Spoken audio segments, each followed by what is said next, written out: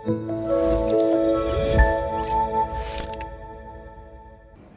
Ibu Saudara yang terkasih di dalam Tuhan kita Yesus Kristus, Shalom, selamat pagi, salam sejahtera bagi kita semua. Sungguh sangat bersuka cita kita dipertemukan kembali saat ini. Saya berharap dengan pertolongan Tuhan kita semua dalam keadaan sehat. Sebelum kita akan memulai segala aktivitas kita untuk sepanjang hari ini, mari kita bersama-sama membaca dan merenungkan firman Tuhan. Namun sebelumnya mari kita datang kepada Tuhan di dalam doa. Mari kita berdoa. Sungguh ya Bapa, kami bersyukur dan berterima kasih kepada Tuhan, Allah yang senantiasa melindungi, Allah yang senantiasa memelihara hidup kami hari lepas hari. Dan pada malam hari Tuhan, Engkau izinkan kami beristirahat dengan baik, sehingga pada pagi hari ini kami bisa bangun dalam keadaan selamat dan sehat. Terima kasih Tuhan, sungguh Engkau begitu baik di dalam hidup kami. Sekarang kami akan memulai lagi saat ini untuk memulai segala aktivitas kami Tuhan, kehidupan kami. Kami memohon Engkau memimpin dan menyertai, namun sebelumnya Tuhan kami rindu untuk mendasarinya dengan firman Tuhan. Biarlah Tuhan firman-Mu bisa kami gunakan dan kami pakai pedoman di dalam kehidupan kami. Turunkan Roh Kudus Tuhan, berikan kami hikmat dan pengertian akan apa yang Engkau kehendaki melalui firman Tuhan. Berfirmanlah ya Tuhan, karena kami siap untuk mendengarkannya. Di dalam nama Tuhan kami Yesus Kristus kami berdoa. Amin. Firman Tuhan tersedia pada pagi hari ini terdiri dari 2 ayat, yaitu yang pertama dari Bilangan 14 ayat yang ke-17 dan yang kedua Lukas 1 ayat yang ke-49. Demikian firman Tuhan. Bilangan 14 ayat yang ke-17. Jadi sekarang biarlah kiranya kekuatan Tuhan itu nyata kebesarannya seperti yang kau firmankan. Lukas 1 ayat yang ke-49. Maria berkata, Yang Maha Kuasa telah melakukan perbuatan-perbuatan besar kepadaku dan namanya adalah Kudus. Yang berbahagia adalah kita yang dengan senantiasa membaca, merenungkan dan terlebih melakukan firman Tuhan di dalam kehidupan kita setiap hari. Tema perenungan kita pada pagi hari ini adalah kesetiaan Allah.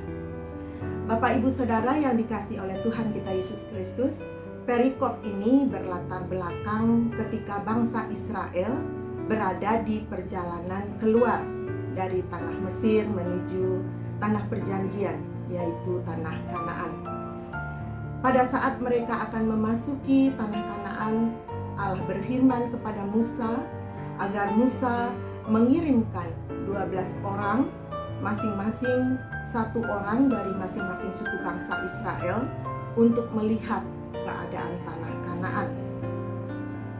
Maka diintailah tanah Kanaan selama 40 hari lamanya.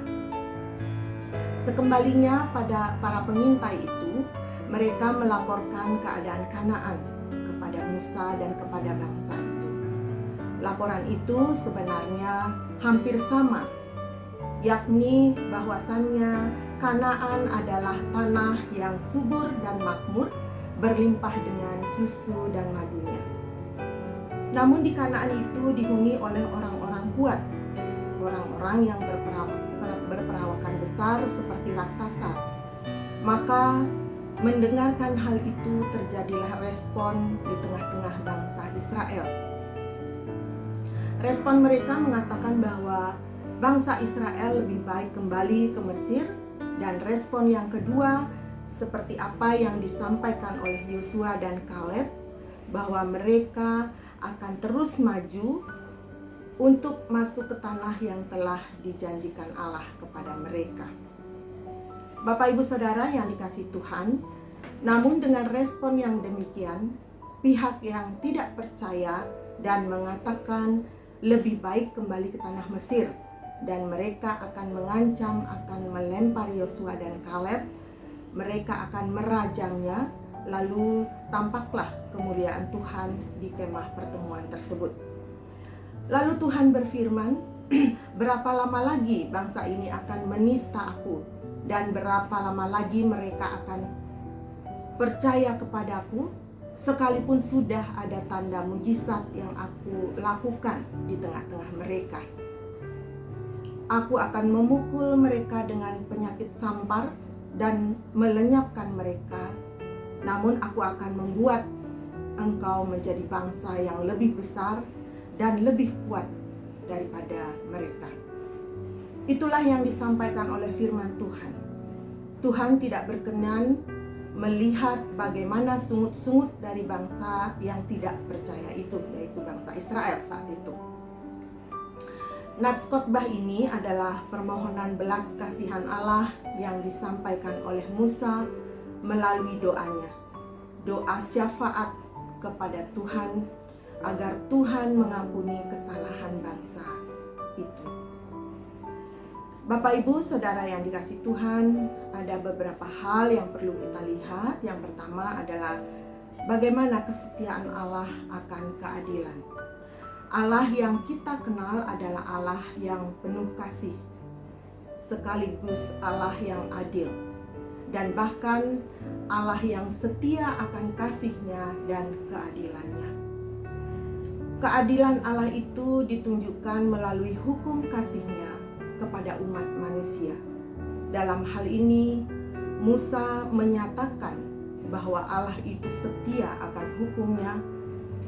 Allah akan mengampuni dosa pelanggaran manusia dan juga akan menghukum manusia yang berdosa. Walaupun Allah itu penuh kasih dan setia, namun Allah juga akan memberikan keadilan hukum-Nya bagi manusia yang berdosa. Tentunya semua manusia adalah berdosa. Lalu siapa yang akan dikasihinya? Tentunya manusia yang berdosa itu sendiri. Lalu apa makna kasih dan keadilan Allah itu jika semua orang yang berdosa dikasihinya? Inilah yang sudah digenapi Allah melalui Yesus Kristus Tuhan kita, Tuhan dan Juru Selamat kita. Yesus, yakni Allah itu sendirilah yang menerima hukuman atas dosa-dosa kita. Dosa itu upahnya adalah maut, dan kematian Kristus sudah menggenapi penebusan dari umat yang berdosa. Itulah tanda kesetiaan Allah kepada manusia. Yang kedua, mari kita mencoba melihat berbagai peristiwa dan persoalan yang Tuhan izinkan yang terjadi di dalam hidup kita dan juga bangsa kita ini. Dari sudut pandang iman kita kepada Tuhan, dari mata iman kita kepada Tuhan. Apapun yang kita hadapi hari ini, mari kita melihat semua itu dari mata iman kita kepada Tuhan. Sehingga kita bisa berkata seperti Kaleb, bahwa kita pasti akan mengalahkannya. Apapun yang menjadi persoalan dan pergumulan kita hari ini, kita pasti akan mengalahkannya.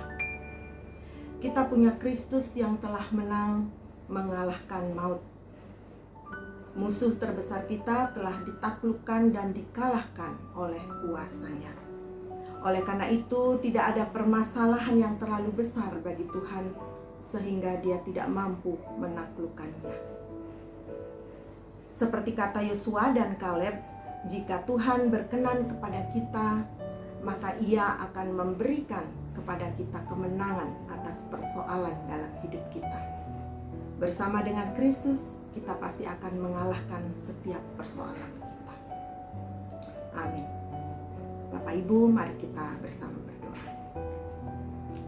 Terpujilah nama-Mu Tuhan, Allah yang besar, Allah yang sangat mengasihi kehidupan kami.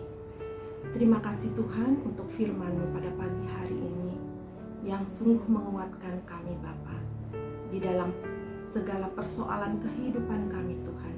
Ajarkan kami untuk selalu setia kepada Tuhan, selalu setia akan firman-Mu, menuruti kehendak-kehendak Tuhan. Seperti Tuhan umat Israel yang Tuhan telah janjikan tanah yang subur dan makmur. tetapi mereka bersungut-sungut. Demikianlah kami Tuhan, selalu bersungut-sungut, sedangkan Tuhan telah menyediakan yang baik, yang penuh dengan berkat di hadapan kami. Untuk itu ampunilah kami ya Bapa.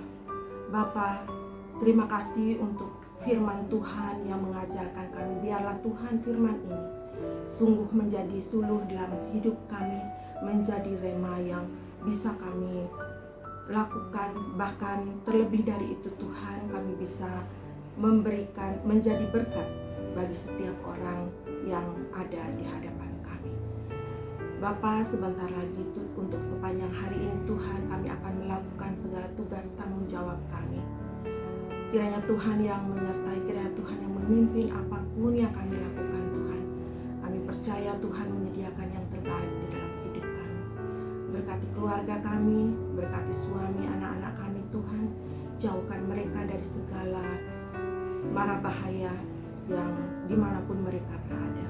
Orang-orang Tuhan yang sakit dimanapun Tuhan, jemaat Tuhan, Engkau memberikan kesembuhan dan memulihkan dengan sempurna. Terima kasih ya Bapa, kami berdoa dan percaya bahwa hari ini Tuhan, tidak ada sesuatu pun yang akan terjadi dalam hidup kami tanpa seizin. Ini doa kami ya Bapa. Terimalah doa kami yang kami naikkan hanya di dalam nama Tuhan kami Yesus Kristus. Amin.